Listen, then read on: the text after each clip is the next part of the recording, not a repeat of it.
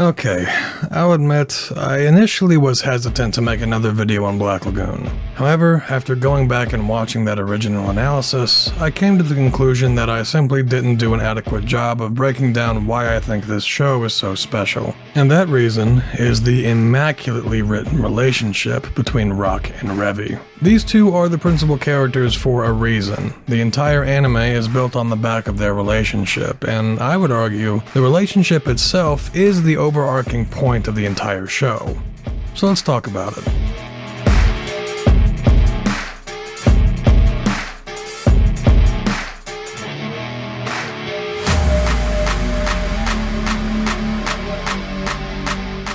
Unlike my first video, this will contain heavy spoilers for Black Lagoon, so if you haven't watched it yet, that's your warning. Rock and Revy first meet when she takes him hostage, trying to squeeze as much money out of the snatch and grab job that the Lagoon company has been hired for. She's scolded for this by her boss, Dutch, who promises Rock that he won't be hurt. After this initial interaction, the Lagoon crew is noticeably lax with Rock, including Revy. It's almost like getting yelled at by Dutch flipped a switch in her brain to no longer view Rock as a money bag.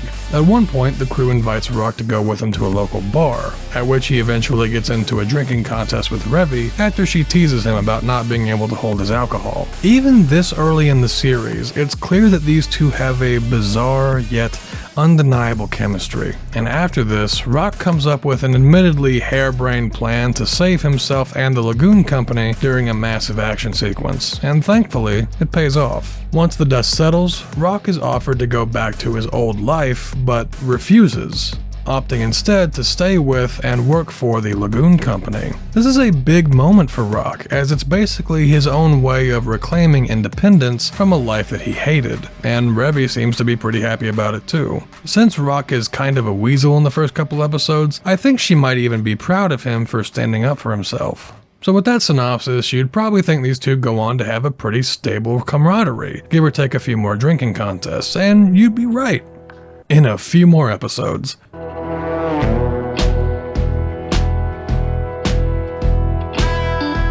We see that after Rock joins the Lagoon company, Revy still kind of treats him like shit, and while there's not much he can do about it, he clearly does not appreciate it. The Lagoon crew receives a job to steal a painting from a sunken German U-boat. Once they find their way onto the sub, Rock notices Revy taking the medals from the bodies of the dead Germans. He asks her to leave them where they are, saying they would be disrespectful to the memory of the dead men. What follows is a pretty amazing monologue from Revy explaining that Rock has no idea what he's talking about. These men are dead and these items are just things that happen to be worth money. At one point, she even calls out Rock's upbringing, saying that someone who has had as easy a life as he has doesn't get to tell her what to do. She then proceeds to openly threaten to kill him if he speaks to her in this way again. That's a pretty steep decline from the opening of the show. In this scene, Revy is portraying herself to be a textbook nihilist.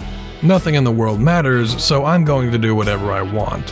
However, this is an absolute facade, one that only gets slowly chipped away throughout the show. After the job, tensions between the two are still pretty high, so much so that when they go to the rip-off church to secure a package they were promised, Revy starts shit-talking, as she does, and she ends up in a Mexican standoff. However, Rock is able to calmly defuse the situation with polite conversation and veiled threats. Besides the fact this is one of the coolest interactions in the series, this scene shows us one very important detail about Rock as a character. While his methods never involve direct violence, at least not by his hand, he's more than willing to utilize underhanded tactics to get what he wants. Everything I've described up until this point is only from the first half of Season 1. Even this early in the series, Rei Hiroi is laying the foundation for these characters' eventual transformation later in the series. It's genuinely great writing. I love it. After they secure the goods from the rip-off church, the two go to the market and have a bite to eat. Here, Rock tries to press Revy about their conversation in the U-boat, telling her that he's not going to apologize for expressing his mind. To which Revy calmly responds by putting a fucking gun to his head. When Rock continues to stand his ground, Revy pulls the trigger. but not before Rock is able to move the barrel away from his temple. Revy is clearly shaken by this, as this is probably the first time anyone's ever been able to beat her trigger finger. Rock grabs her by the shirt and absolutely lays into Revy, exclaiming that he's been belittled and underestimated his whole life, which is why he decided to join the Lagoon Company, as he thought Revy and the crew showed him genuine respect, and he'll be damned if he allows her to do the very thing that he abandoned his whole life to escape. This seems to knock some sense into Revy, as after some uncomfortable silence, she goes right back to playfully teasing him. Rock, who I can only assume is just emotionally exhausted at this point, kinda just half-heartedly goes along with it.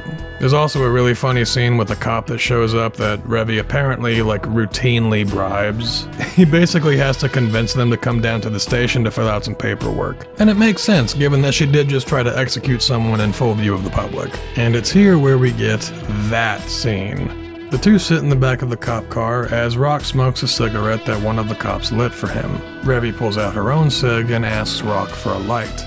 Naturally, he tells her that the cops are the ones with the lighter, and she clarifies that she was referring to the one in his mouth. Oh god, it sounds really sexual when I say it that way. Anyway, so they touch tips. They touch the tips of their cigarettes together until Revy's is lit.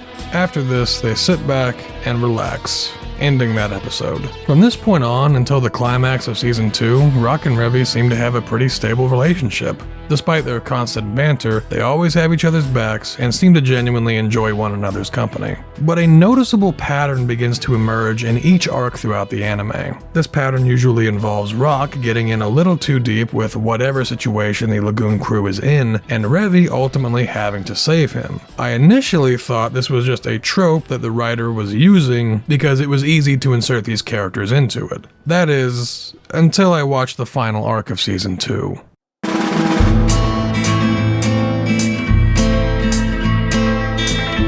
It's worth noting that season 2 is really dense and there's a lot more dark moments and plot lines compared to season 1.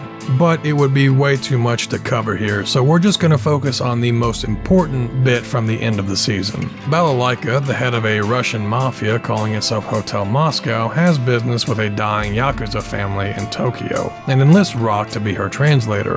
Revy is there too, but we're explicitly told that she hasn't been hired by Balalaika. She volunteered to come with just to keep an eye on Rock. This is really fascinating, because Revy has prided herself throughout the series on being a money talks, bullshit walks kind of person. And now, she's willing to possibly risk her life just to keep Rock safe. Anyways, the Yakuza family wants Hotel Moscow to help them deal with a rival clan that's encroaching on their territory. Balalaika agrees and begins to make preparations. In the meantime, Rock and Revy are just kind of chilling around Tokyo. While at some kind of winter festival, Rock runs into a young woman named Yukio, and the two have a pretty pleasant conversation. That is until Yukio leaves and is revealed to be the next in line to be the head of the Yakuza family Balalaika is helping. Speaking of which, yeah, Balalaika isn't really interested in helping the family. She's basically setting everything up so they can effectively kick the Yakuza out of Tokyo and establish a Russian foothold in Japan. Similar to what the White Death did in Bullet Train, except Balalaika isn't interested in playing the long game. She's more or less planning a coordinated strike to take everyone out. Anyway, there's a scene in this arc that I've always found really interesting.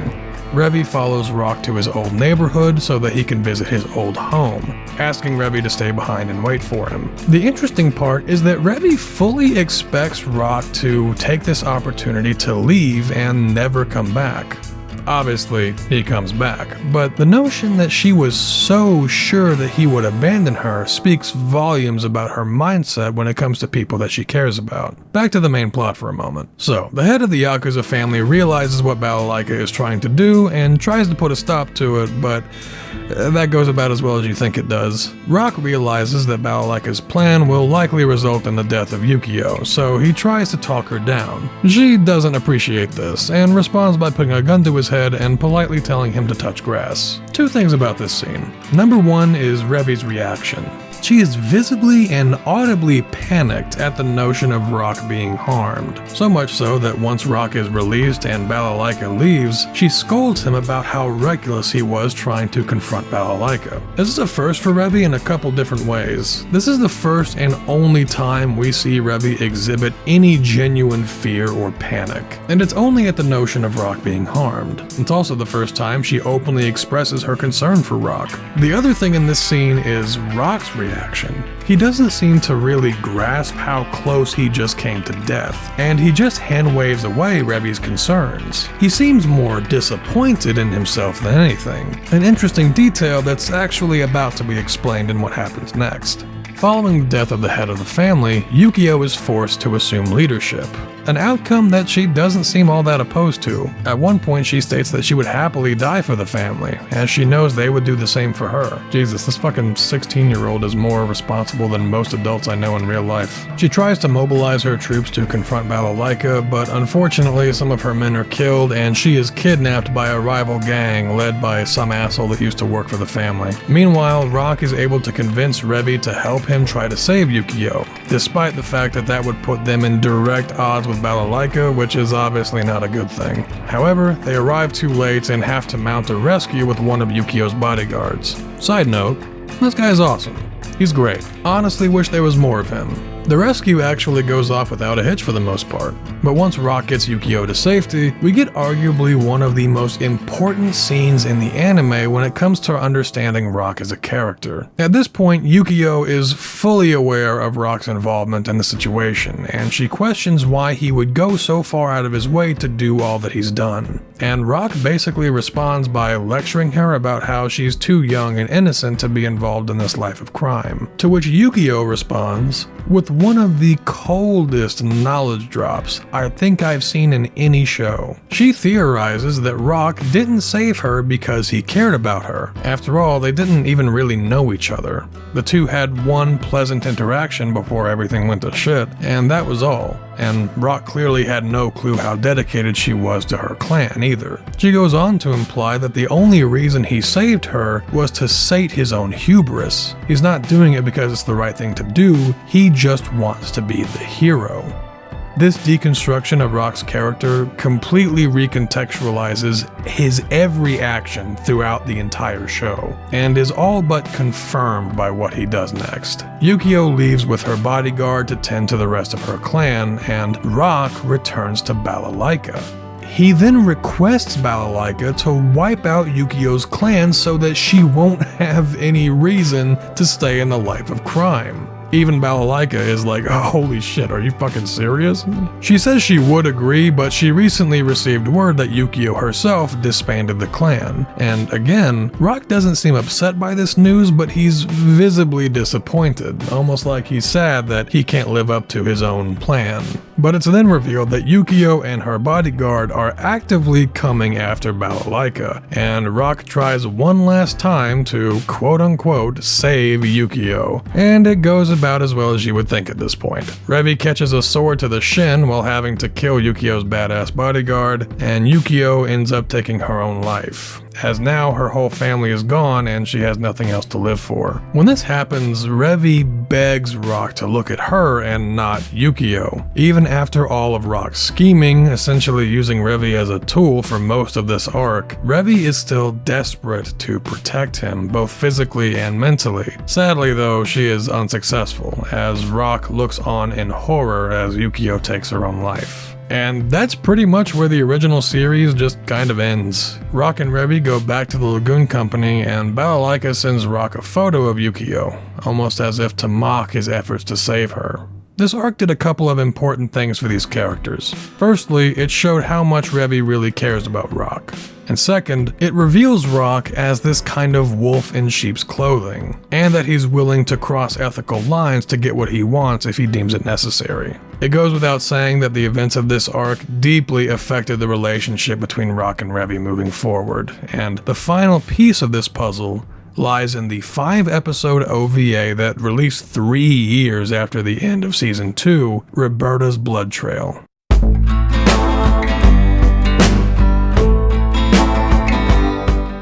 The story of Roberta's blood trail is actually pretty complicated, so I'm just gonna hit the cliff notes and get to the big moments with Rock and Revy. The story follows Roberta, a literal terrorist turned housemaid who's a returning character from season 1. Basically, the man she worked for, who convinced her to leave behind her violent past, is killed by a team of United States NSA operatives. This results in Berta coming out of retirement, so to speak, to go on an absolute warpath to enact retribution. A young man named Garcia, who is the son of this man, recruits the Lagoon Company to help him stop Roberta and bring her home before she causes any permanent damage. From the beginning of the OVA, it's clear that Rock and Revy just aren't on great terms anymore. Rock is still traumatized by the events of the Tokyo arc and has seemingly cut off Revy emotionally. Naturally, this has resulted in Revy reverting back to her nihilistic ways of thinking, almost as a kind of coping mechanism. I will say I definitely feel the most for Revy here, as she has done nothing but have Rock's back for most of the show, and she's basically been rewarded by being ignored by the person she cares very deeply about. And as far as Rock goes, he just seems kind of lost. After his failure to save Yukio, he just doesn't know what to do with himself. As the OVA goes on, Rock finds himself at odds with the character of Chang. He's also a returning character from the original series, but he's not really featured in any episodes that focus on Rock and Revy, so I didn't see the need in bringing him up until now. Chang is the leader of the Chinese triads in Roanapur, the crime-ridden city where most of the show takes place. Chang is the antithesis of Rock. He's cool, confident, and lethal. In fact, it's all but confirmed that Chang is Revy's former mentor. Do take note of the striking similarities in character design between him and Rock. Chang constantly mocks Rock for his naivety and thinking he could make a difference in a place like Roanapur. This really gets to Rock, and it's here where we see a clear shift in the way Rock thinks. He becomes obsessed with doing something good, almost as a redemption for his meddling of events in the Tokyo arc. So, he sets in motion one massive Hail Mary of a plan. He spends an entire night mapping out all of the different possibilities and outcomes regarding Roberta's warpath. Eventually, he comes across a solution, one where everyone gets what they want, but in the process, he'd be putting everyone's lives in danger, including and especially the young Garcia. He ultimately decides to go through with the plan, keeping the main details to himself and only revealing them to others when necessary. The plan goes pretty well, and in the final stages of the OVA, Revy tries to approach Rock, only to witness him having a straight-up power trip, reveling in his own manipulation of these events. This completely shatters Revy's perception of Rock.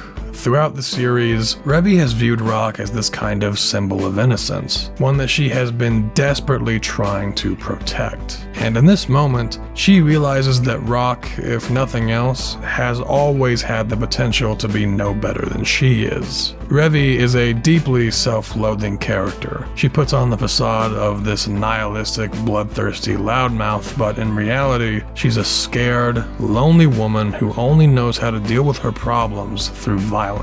And the one thing she really wants is for someone to truly care about her. And while I think Rock still cares about her, Revy thought he was better than this. Or rather, better than her. Needless to say, she doesn't take this revelation well, socking Rock in the face and having a PTSD-induced flashback to when she was assaulted as a child. The interesting thing about Rock in this scene is that I genuinely think he does want to do the right thing, but goes about it by resorting to the same methods that he used while manipulating the Tokyo arc. The only difference this time is that he got very lucky. Thankfully, he seems to snap out of it at this point though. Once his plan is fulfilled and everyone is relatively unscathed, the crew returns to Roanapur. And in the final scene of the series, Rock sits on the Lagoon crew boat, interestingly wondering if he did the right thing. Revy joins him and the two share a cigarette. She seems to have forgiven Rock at this point, or at least has come to understand what his intentions were in this whole situation, commenting that he'd better stop looking at that city with life in his eyes, and that she almost lost him for a moment. And Rock simply responds by saying it wasn't that time yet. The two point a couple of classy finger guns at the city of Roanapur, and the anime adaptation of Black Lagoon comes to a close. So, probably the biggest question about Rock and Revy is whether or not their relationship is actually romantic. Honestly, I think it's hard to say sometimes. I'm pretty comfortable saying that at some point the two likely had a physical relationship, as it's heavily implied throughout the series. The two shared a hotel room together in the Tokyo arc. Revy becomes noticeably possessive anytime someone like Eda tries to tease or even seduce Rock. Evidently, the two have an open door policy if they need to talk to one another. Revy doesn't seem to mind at all if Rock sees her completely nude, and when Eda asks how good Rock is in bed, Revy hilariously avoids the question. And I think the two having a physical relationship makes the placement of Revy's flashback scene make a lot more sense, as if Rock was the first person that Revy respected and trusted enough to be intimate with, her perception of him being destroyed right in front of her would probably be a pretty good catalyst for all of these horrible memories to come flooding back. But that begs the question, does a relationship being physical make it romantic? Personally, I don't think so. I think what Rock and Revy have is a lot more complicated than that. It's far more nuanced than traditional love. It feels more like a dependency. They truly need each other, and this ties into what I think the main message of Black Lagoon is. The world is a shitty, complicated place. There's no right, wrong, good, evil, black, or white. Everything is a frustrating, never-ending shade of gray. But, as a great man once said, the night is darkest before the dawn. And if we stick by the people that we care about, the people that care about us, then maybe, just maybe, we'll make it to tomorrow. Thank you everyone for watching. This video was a big project for me. I've been trying to figure out how to make it happen since my first video on Black Lagoon. But I mean, hey, it only took 3 years, right? I can't promise when I'll make another video like this, and my life is just kinda too chaotic at the moment. But I do want to take a moment and thank everyone who's watching this, as I couldn't do it without your support. You guys are the reason I make these things in the first place after all. So, have a great day, and wherever this crazy bullshit world takes us, I hope to see you guys there. See you around.